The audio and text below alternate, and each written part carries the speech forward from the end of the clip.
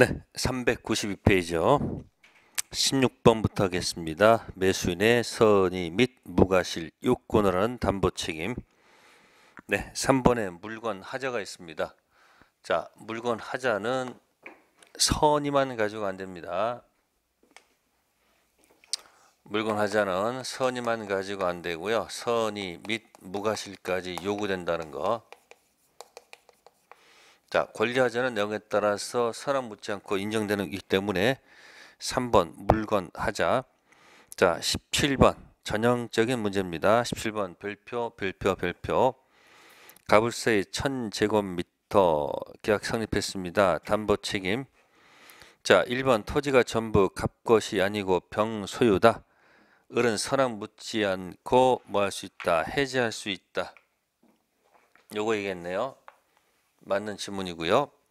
두 번째, 토지가 그 800제곱미터 밖에 되지 않습니다. 그럼 수량이 부족한 겁니다. 요거죠. 그러면 악의는 뭐예요? 안 되는데 거기 선악 묻지 않고 감액 청구할 수 틀렸고, 세 번째는 1000제곱미터 중 300이 병거, 일부가 타인 거네요. 그럼 여기 악의도 대금 감액이 있으니까 선악 묻지 않고 대금 감액 청구할 수 있겠죠. 그래서 1, 2, 3번은 전형적인 이 표 문제입니다. 정리하시고요. 그 다음에 19번 문제 뭐 똑같은 겁니다. 자, 1000제곱미터 매수했는데 200제곱미터가 비소유가 아니어서 소유권 뭐 할 수 없다. 이전할 수 없게 되었습니다. 빚게 아니라는 거. 그럼 5번 지금 보시면은 200제곱 토지가 비소유가 아님을 A가 뭐 했을 때? 알고 있었을 때. 그럼 뭡니까? 악이죠. 그러면 권리부가 타인 것을 알고 있었다면, 자, 악의는 여기 뭐는 가능해도 대금 감액은 가능해도 무슨 배상은? 손해배상은 안 되겠죠. 그래서 갖다 표 대입하면 답이 나온다 그 얘기예요. 제 말은. 그래서 설명드렸고요. 다음 페이지 넘기셔가지고요. 20번 봅시다. 매매 관련된 다음 기술 중 맞는 것 1. 매매 일방 이약 경우 상대방이 이약 완결 의사 표시하고 이에 대한 승낙 있게 되면 효력이 발생한다. 자, 이약 완결권은 무슨 권이에요? 형성권이죠. 형성권은 상대방 뭐 받을 필요 없는 거예요. 승낙 받을 이유가 없죠. 그래서 틀린 지문. 두 번째, 매매 목적물이 전, 질권, 유치권 목적된 경우에 이를 매수인이 알고 있었던 경우. 자, 그러면 용익적 권리에서 제한됐다는 얘기예요. 그럼 그 사실을 알고 있었다면 계약 당시에 분명히 뭐 했을 거예요? 대금 조절했을 거 아닙니까? 따라서 계약의 목적을 달성할 수 없는 경우랄지라도 매수인 계약을 뭐 할 수 없다는 것, 해지할 수 없다는 겁니다. 선의만 담보 책임 들어가지 악의는 담보 책임 들어가면 안 돼요. 왜? 알고 샀다는 얘기는요. 분명히 대금을 조절하고 샀을 것이고 산 이후에 다시 또 담보 책임 묻는 것은 있을 수가 없다는 얘기고요. 세 번째 짐은 계약금, 중도금 각각 차례로 뭐 했다고요? 교부했다고 되어 있습니다. 그러면 교부했으면 중도금 줬으면 해약금 해지할 수는 없는 거 아니에요. 그죠? 그러니까 3번 질문도 뭐 한 거예요? 틀렸다는 얘기지. 이미 뭘 줬으니까.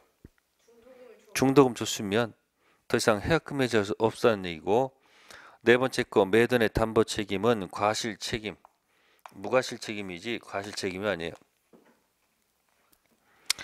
법정 무과실 책임. 다음 다섯 번째, 매매 목적된 부동산에 설정된 저당권 또는 전세권 행사로 인해서 매수인이 소유권을 잃었습니다. 매수인은 계약 해지할 수 없다. 자, 여기 보세요. 저당권 실행 소유권 상실한 사람은 뭐 묻지 않고 선언 묻지 않고 해지에 들어갈 수 있다는 거. 20번은 2번. 자, 그 다음에 21번 매도인의 무슨 책임? 하자 담보 책임. 자, 이 하담보 책임은 크게 두 가지. 특정물하고 불특정물. 자, 중고차 삽니다. 뭐 산다고요? 중고차. 번호가 특정돼 있습니까? 안 돼 있습니까? 차량 번호가 특정돼 있죠. 자, 대리점가 새 차 삽니다. 신차. 차량 번호가 특정돼 있습니까? 네. 번호가 뭐 되지 않았어요? 특정이 되었지 않죠. 그러니까 뭡니까? 여기서는 차 종류. 그죠? 그다음에 옵션. 색깔 이런 옵션을 선택한 다음에 나중에 어떻게 되죠? 특정돼서 번호가 붙어서 오겠죠. 그죠? 그래서 왼쪽을 불특정물 매매 반대말 무슨 매매? 이게 특정물 매매 이렇게 표현을 하고요. 요거는 아직 특정이 안 돼 있으니까 뭐다? 불특정물 매매라고 하는 거예요. 물론 특정 나중에 됩니다.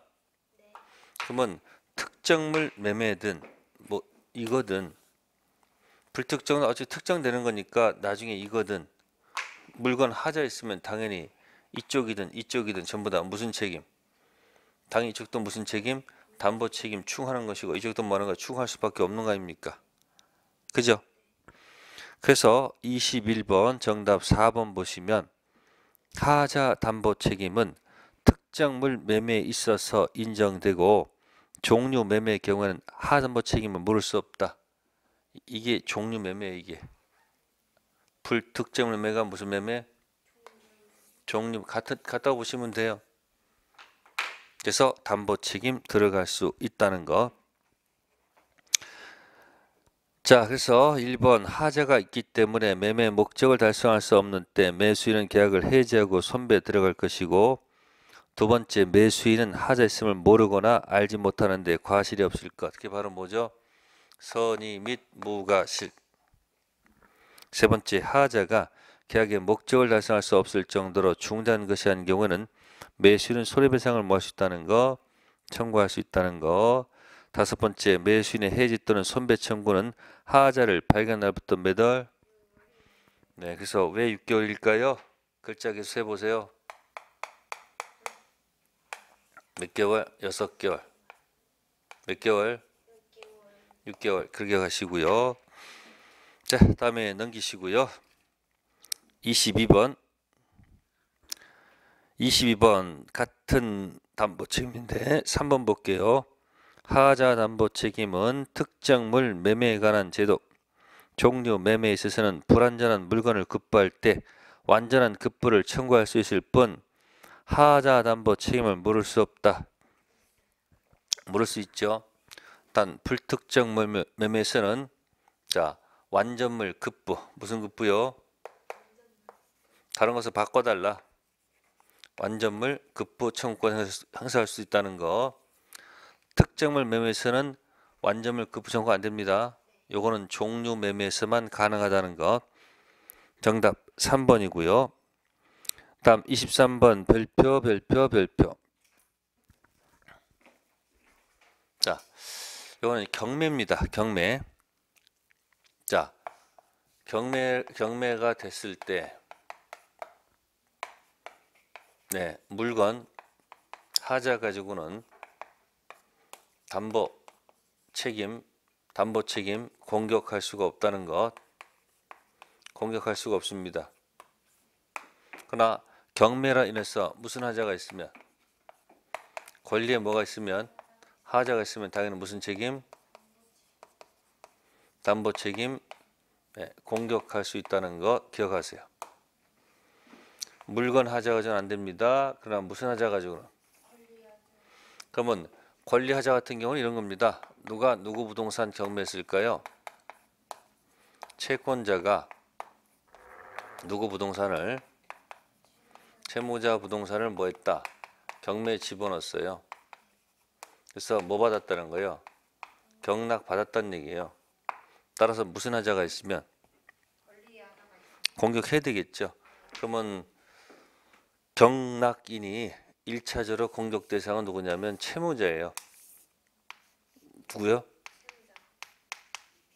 그 이유는 채무자가 매도인에 해당하고 이 경락인이 매수인에 해당하고 경매가 매매 생각하시면 되잖아요.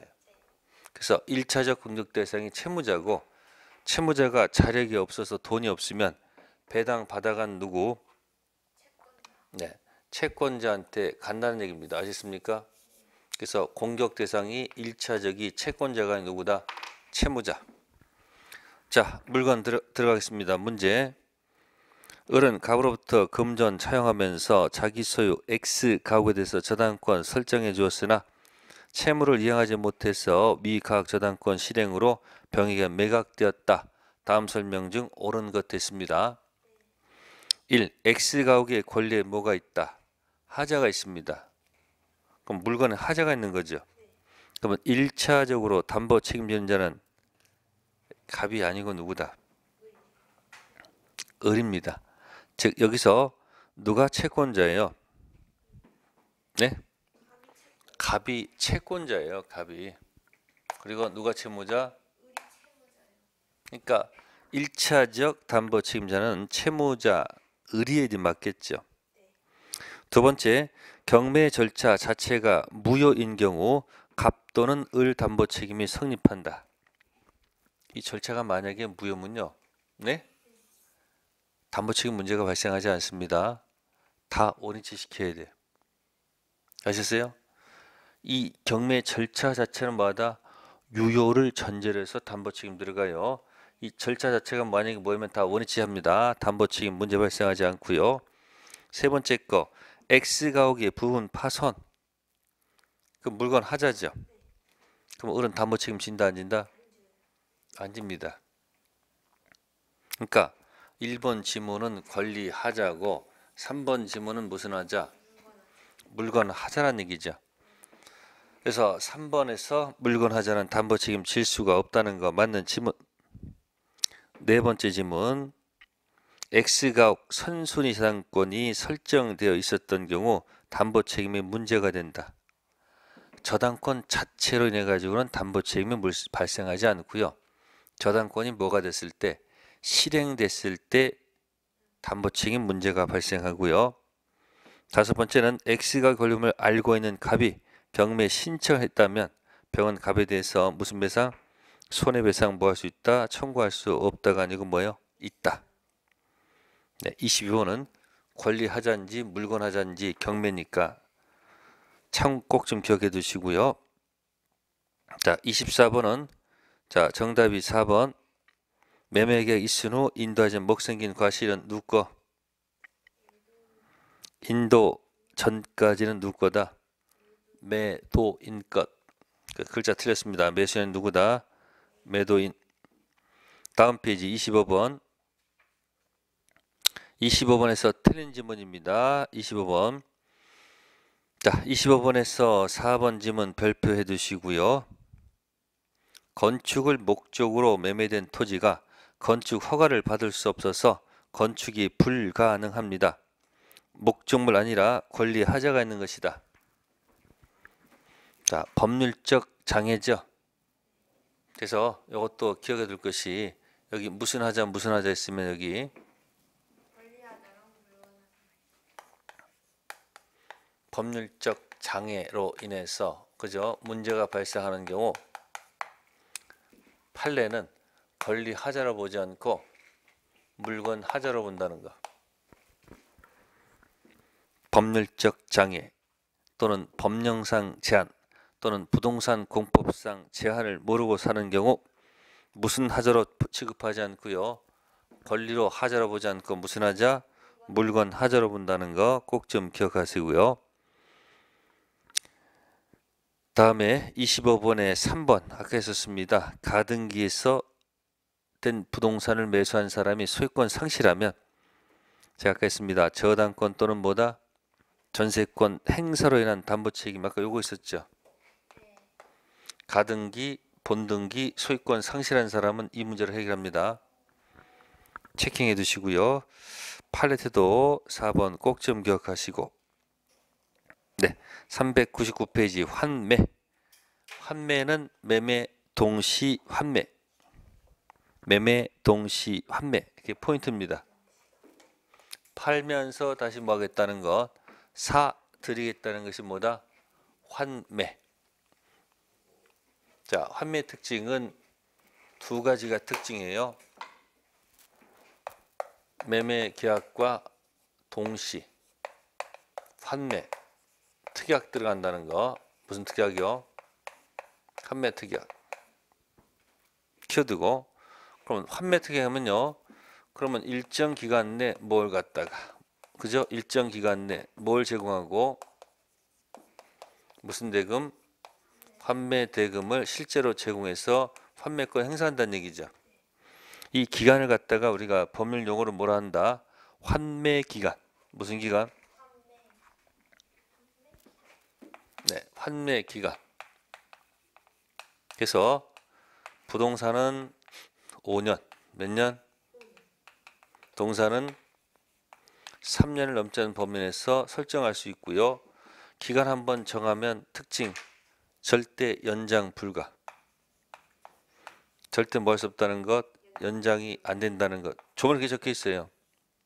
그래서 동시성 요구되고 기간 연장 불가 두 가지 꼭 기억하시고. 그럼 환매 대금은 도대체 뭘까? 첫 번째, 을이 제공한 매매 대금이 있겠죠. 대금.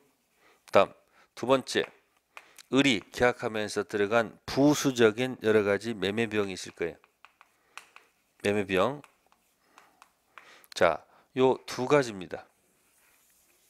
그리고 이 환매 기간 동안, 무슨 기간 동안?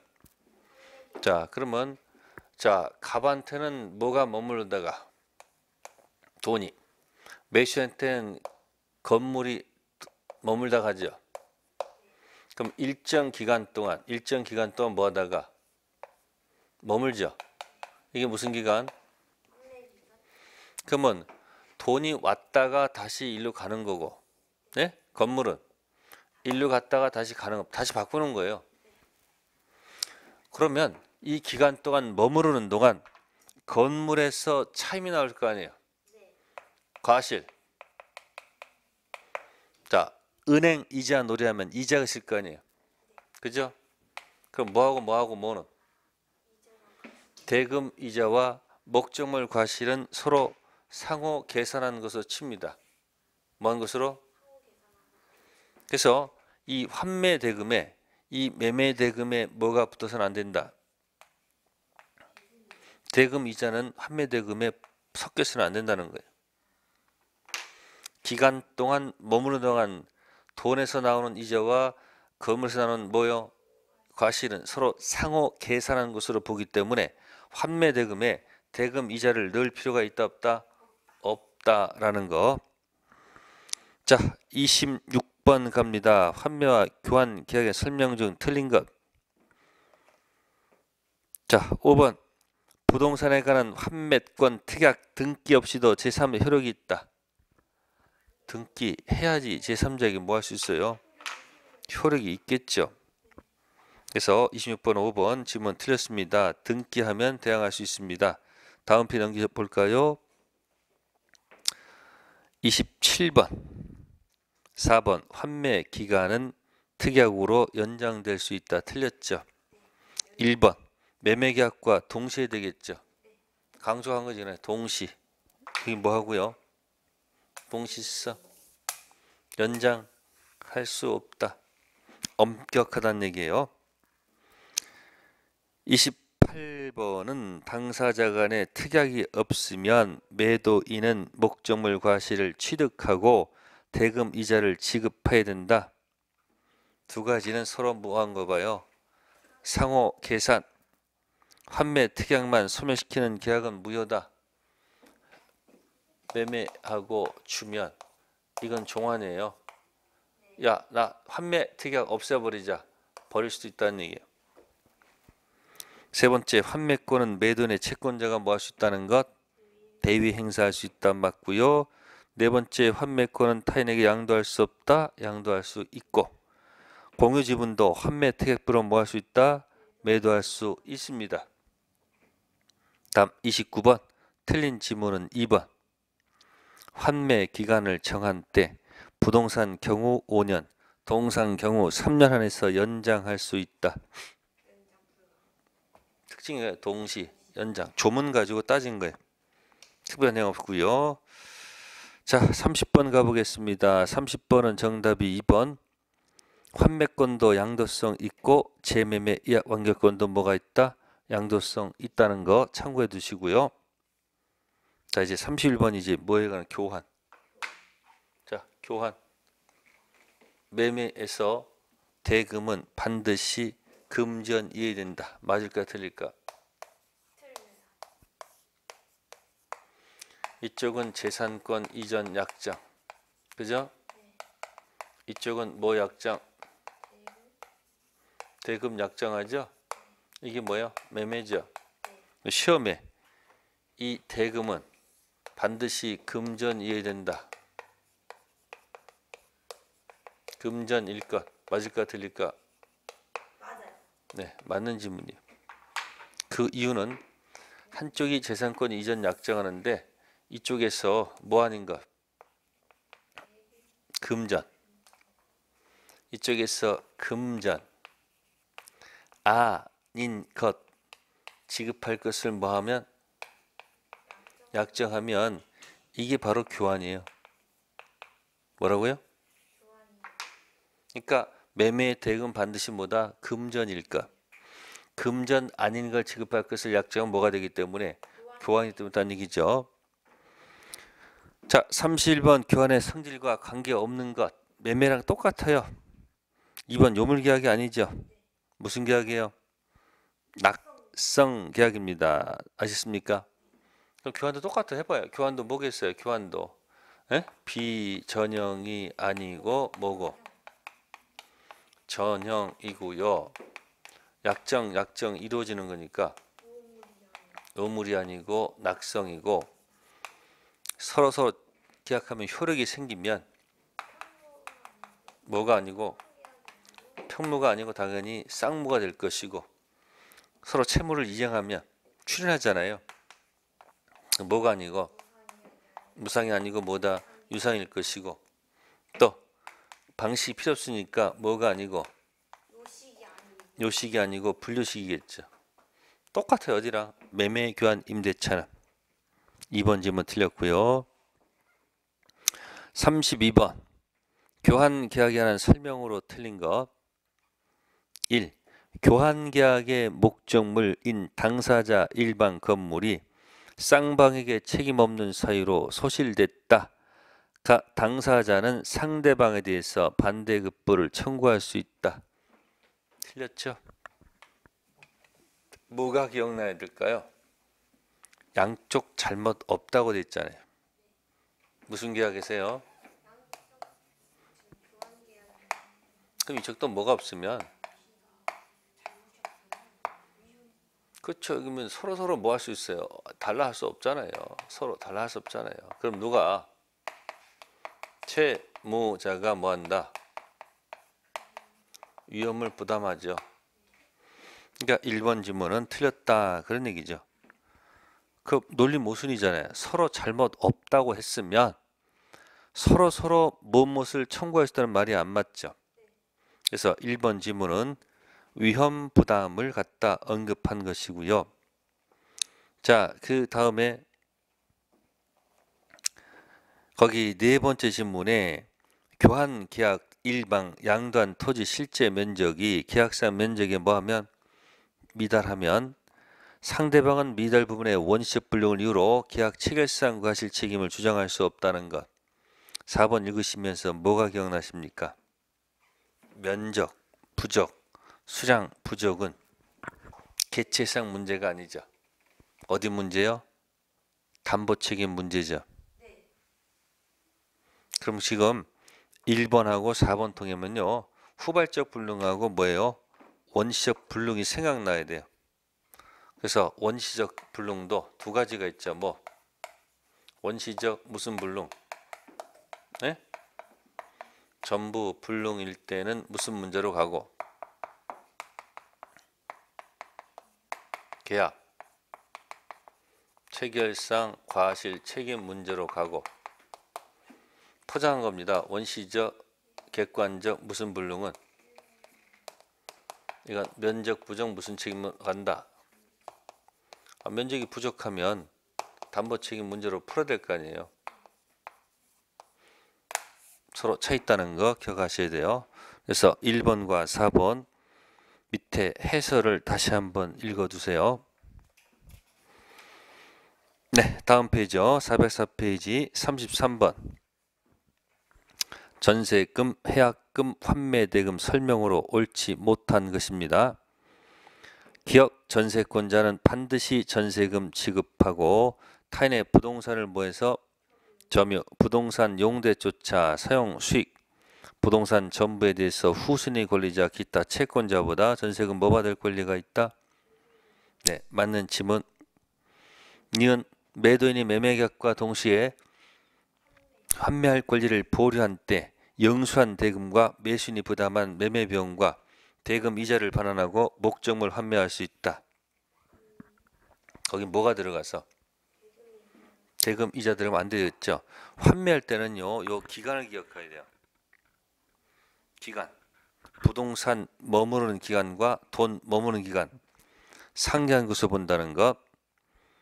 디귿 일방이 계약 당시에 금전 기타 물건을 계약금, 보증금 등의 명목 상대방 모한테 교부한 때 당사에 다른 약정이 없으면 일방 이행 모할 때까지 착수할 때까지 교부자 이를 모하고 포기. 수령자는 100 상한에서 매매 계약을 모할 수 있다. 해지할 수 있다. 조문 그대로 얹어놨고요. 리얼 보증금은 연체차임, 임차인의 손해배상 채무 등 임차 이내 임대에 대한 임대차 계약서 모든 채무를 모한다. 담보한다. 맞고. 미음 임차인은 임대 기간 중 보증금을 이유로 차임 지급을 거절할 수 있다. 안 됩니다. 충당 자유는 누구의 자유? 임대인 자유지 누구 아니다? 임차인께 아니라는 것. 그래서 니은, 미음만 틀린 지문. 네, 거기까지가 뭐에 관한 얘기예요? 환매에 관한 얘기고, 그 다음에 이제 임대차 얘기입니다. 무슨 대차요? 네, 임대차. 그러면 임대차는 주문이 어떻게 되어 있을까? 네, 비슷하게 되어 있어요. 자, 임대차 계약도 가서 보니까 이렇게 되어 있습니다. 파는 사람은 이렇게 되어 있습니다. 목적물, 자, 사용, 수익하게 할 것을 뭐하고 약속을 정하고 상대방은 자, 보증금이 아니고요. 차임 뭐다? 지급할 것을 약정함으로써 뭐가 생겨요? 효력이 생기죠? 자, 그러면 임대차는 무슨 대차는? 자, 전형이에요, 비전형이에요? 비전형 아니고 전형이겠죠. 그죠? 그 다음에 임대차 약정하니까 요물이 아니고 뭐다? 낙성 계약이고. 그러면 약정 있으면 각자 뭐가 생겨요? 효력이 생기겠죠. 자, 어떤 효력이 생기는가 이제 보자는 얘기예요. 그럼 똑같은 방식이 될 겁니다. 갑은 어떤 효력이 생겨? 반대 거. 갑은 뭐 주세요? 차임 달라는 뭐가 생기고 채권적 효력이 생기고 이쪽은 반대 거. 목적물 뭐다? 사용, 수익을 요구하는 뭐가 생긴다? 채권이 생긴다고요. 그러니까 갑의 채권은 을한테 뭐로 되는 거예요, 이게? 을한테는 이게 차임 채무가 되는 거고 이거는 사용수익 채무가 되는 거예요. 누구한테는? 갑은. 그래서 이제 여기서 이제 뭐가 있냐면은 갑 입장에서는 차임 받는 게 어떤 목적이 있을 것이고 그 다음에 여기서 이제 사용 수익을 요구하는 이 권리 있잖아요. 그죠?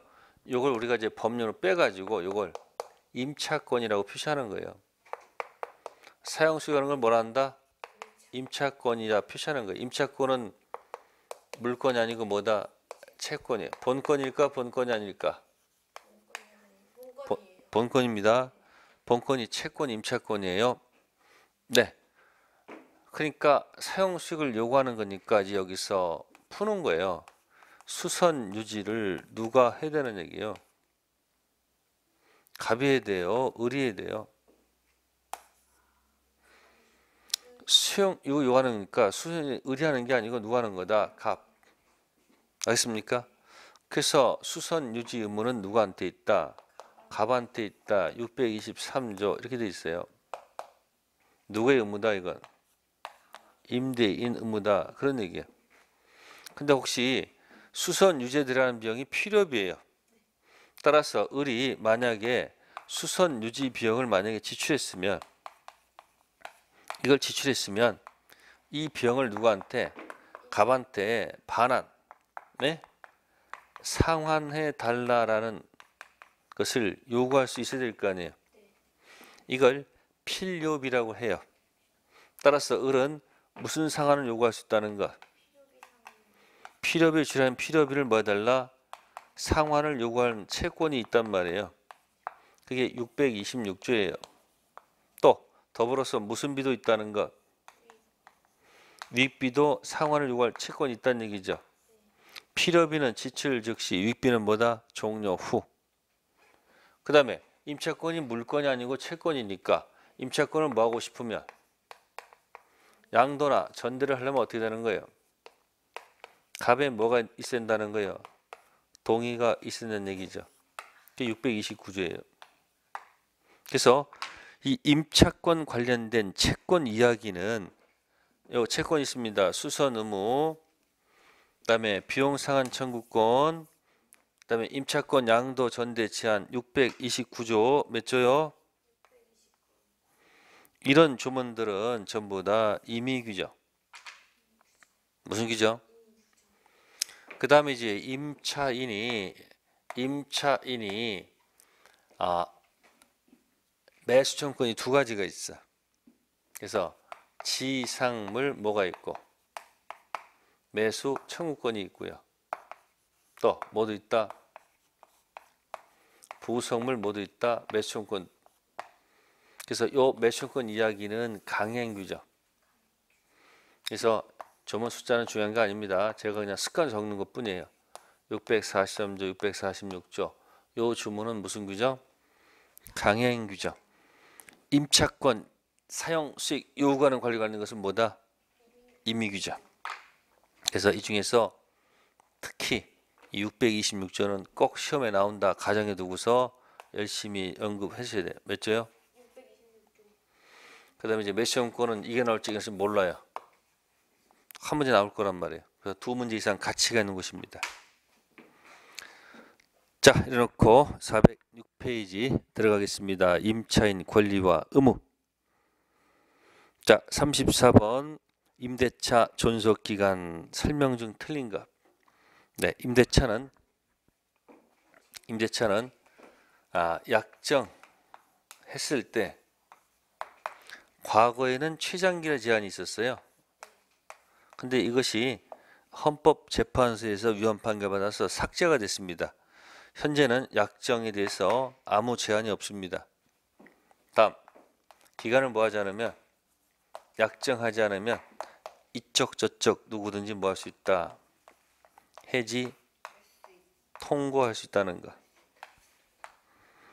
그래서 1번 임대차 최단 존속 기간 없다. 두 번째 계약 10년 넘지 몇 번이고 계약갱신 할 수 있다. 관계없겠습니다. 다음에 세 번째 묵시갱신의 경우 새로운 임대차 존속 기간은 약정이 없는 것으로 가고요. 네 번째 약정은 임대차 해지하는 경우 있습니다. 해지한 약정은 임차인의 불리함보다 무효. 해지 통고가 675거든요. 635조는 강행 규정으로 보고 있습니다. 조문에 그렇게 있고요. 다섯 번째는 약정 없는 동사 임대차 할 때는 675 5일이 경감 효력이 생깁니다. 참고해 두시고요.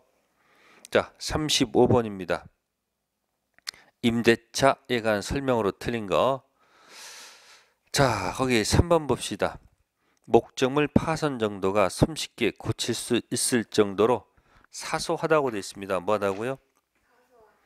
사서에서 임차인 사용수에게 방해하지 아니한 경우에도 임대는 수선 의무를 부담한다. 자, 수선 유지 의무가 누구한테 있다 하더라도 임대하더라도 거기 사소한 것은 뭐예요?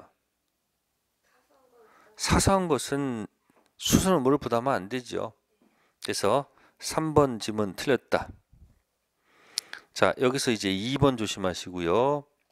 토지 임차인이 지상건물 등기 하기 전 제3자가 토지에 관해서 물권 취득 등기했습니다. 그럼 지상건물 등기가 빨라요? 토지 관련 등기가 빨라요? 토지가 빠르니까 그 임차인은 지상건물을 뭐 하더라도 등기하더라도 제3자 임대차 효력이 뭐예요? 없습니다. 늦었다는 얘기예요. 35번 정답 3번. 네, 다음 넘기시고요. 36번 교환계약 임대차 설명 중 틀린 것 2번. 교환계약 당사자는 목적물 하자돼서 담보 책임을 부담하지 않는다. 교환계약은 유상계약이에요? 무상계약이에요? 유상계약이니까 유상계약은 당연히 무슨 책임 문제가 들어가요? 담보 책임 반드시 들어가죠. 다음 37번 별표해 두시고요. 자, 일단 3번 임대인이 재판상 청구한 차임 증액 청구가 상당하도 인정되는 경우 증액 효력은 판결 확정 시 발생한다. 자, 차임 증액 청구권이 있죠. 그러면 증액 청구권은 형성권입니다. 갑자기 주인이요 100%를 올려달라고 증액 청구 들어옵니다. 자, 월 100만 원인데요. 100만 원 매달 달라고 증액 청구에 들어가요. 임차인이 너무 어이가 없습니다. 너무 과하지 않습니까? 과하지 않은데 하면서 임대인이 법원에 소재기입니다. 100% 증액이 맞지 않습니까? 라고 소제기한 거예요. 판사가 읽어보니까 100%는 너무 뭐예요? 많으니까 한 70%가 증액이 맞는 것 같다라고 재판 확정해 줍니다.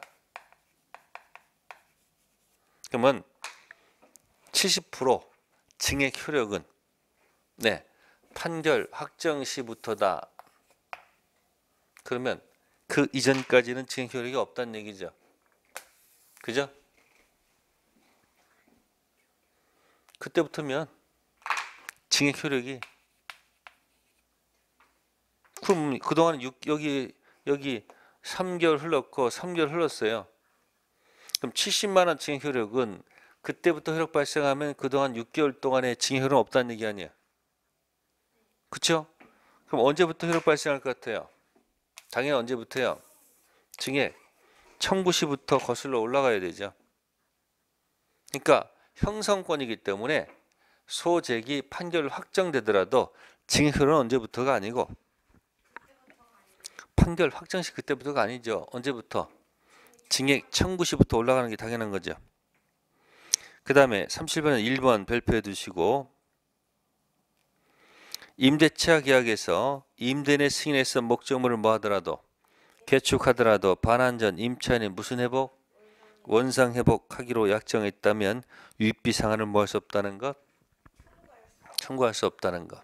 자, 아까 제가 이 필요 유입비 관한 규정이 무슨 규정이라고 했어요? 이미 규정이 있어요. 포기특약 유효하잖아요. 그러니까 계약서에다가 뭐라고 집어넣으면 원상 회복 이 문구가 들어가면 626조 뭐 하는 거다? 포기 특약이야. 유효다 무효다? 유효입니다. 다 유효한 겁니다. 이거 포기 수선 의무 네가 져라 유효 임차권 양도 전제 못한다 다 유효입니다. 아시겠습니까? 자, 그걸 기억하십니다. 그래서 포기 특약은 뭐하다? 유효한 겁니다.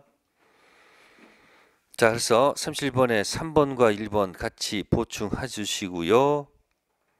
다음 38번 가겠습니다. 임대인 임차인 설명 중 틀린 거. 자, 5번 볼까요?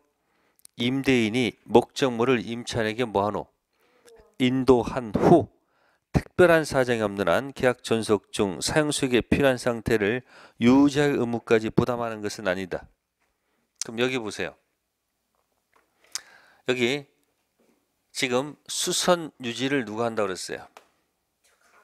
갑이 한다고 그랬죠. 따라서 인도하고 땡치는 게 아니고 존속 중 을이 뭐 할 수 있도록 수선 유지 사용할 수 있도록 적극적으로 나서야 됩니다. 그래서 문제 5번 틀린 겁니다. 무슨 의무다? 임대인의 의무는 소극적 의무가 아니고 무슨 의무? 적극적 의무를 부담합니다. 그래서 뭐다? 이쪽이 뭐 할 수 있도록 사용, 수익할 수 있도록 적극적으로 나설 것. 네, 5번 지문 틀린 지문이고요. 다음 페이지 넘기셔가지고 410페이지 갑니다. 자, 임차인의 무슨 청구권? 부속물. 자, 그러면 부속물은 어떻게 들어갈까? 자, 건물 임차인이 들어갑니다. 건물 임차인. 자, 임대인의 동의를 얻었거나 또는 뭐다? 임대인부터 뭐 한 경우? 매수한 경우. 그때 들어간 것이 뭐다? 부속물 무슨 청구권? 매수청구권입니다. 매수청구권 들어가게 되면 이건 무슨 권이기 때문에 형성권이기 때문에 바로 매매가 형성된다. 그래서 매수청구권 가지고는 나중에 유치권 안 됩니다. 뭐 안 된다? 자, 매매가 됐을 때는 이제 동시 항변권 문제로 풀어간다는 거. 그래서 부속물 매수 청구권, 동의 얻었거나 뭐 한 경우, 매수한 경우가 뭐다? 부속물. 자, 1번 부속매수 행사라면 임대차가 뭐 할 것? 종료할 것 맞고. 두 번째, 일시생활 임대차에서는 부속매수권이 인정되지 않습니다. 세 번째, 매수권은 강행 규정, 위반되는 약정으로 임차인이나 전차인에게 불리한 것은 뭐가 없다? 효력이 없다. 네 번째, 적법하게 전대한 경우 전차인도 매수권 행사할 수 있고요. 자, 5번 보세요. 건물 사용에 객관적 편익을 가져오는 것이 아니더라도 임차인의 특수 목적에 사용에 부속된 것, 임차인의 특수 목적 사용에 부속된 것은 주관적 가치죠. 자, 이럴 경우도 매수권의 대상이 된다. 그건 아닙니다. 객관적 편익을 가져오는 것에 한해서 매수권 대상이 되는 것이지 임차인의 특수 목적 관련된 경우는 매수권 인정 안 된다는 것. 다음 40번 갑니다. 임대인, 임차인 권리 의무에 관한 설명 중 틀린 거. 자, 이것저것 다 모아놨습니다. 2번 보세요. 자, 거기 무슨 비? 필요유익비. 직시란 말 있죠. 안 되죠. 필요비는 언제고? 여기 즉시 상환 요구할 수 있지만 유익비는 즉시가 아니고 뭐다? 계약 종료 후. 그래서 2번 질문 틀렸다는 거. 네, 거기까지 일단 하고요. 잠시 쉬었다가 40일부터 하도록 하겠습니다.